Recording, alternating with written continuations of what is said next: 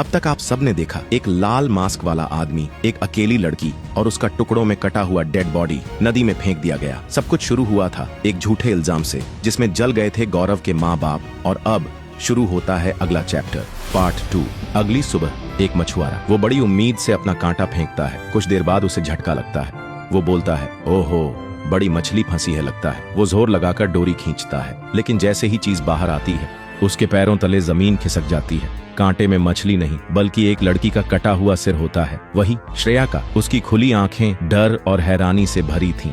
मछुआरा तुरंत पुलिस को कॉल करता है। कुछ देर बाद पुलिस की गाड़ी आती है। आसपास भीड़ जमा हो जाती है। इंस्पेक्टर लाश को देखकर चौंकता है। ये वही लड़की है जो कुछ दिन पहले गायब हुई थी। इधर एक लड़का दूर से आता है और लाश देखते ही घुटनों पे गिर जाता है। श्रेया, मेरी बहन, किसने किया ये? दूसरी तरफ गौरव दीवार पर टंगा हुआ श्रेया और श्रेया का भाई को देखते रहता है और बड़बड़ाता है, एक गया, अब बाकी हैं ये।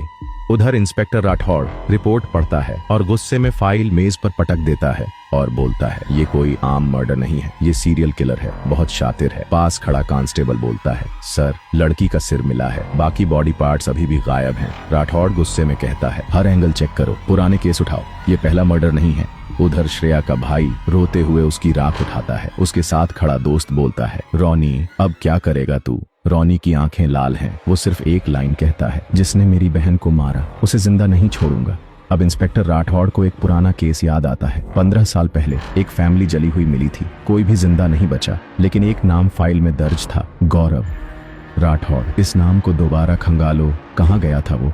उधर गौरव दीवार पर और 2 फोटो टांग चुका होता है, रोनी का दोस्त। इंस्पेक्टर राठौड़ वो खुद से बड़बड़ाता है, अब इनका टाइम आया है।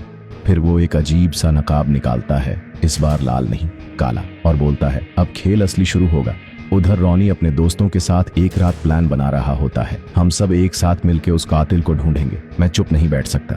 उसी वक्त काला मास्क वाला आदमी छत से उतरता है, एक एक कर सब पर हमला करता है।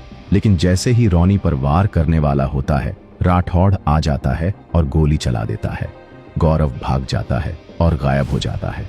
कहानी जारी रहेगी।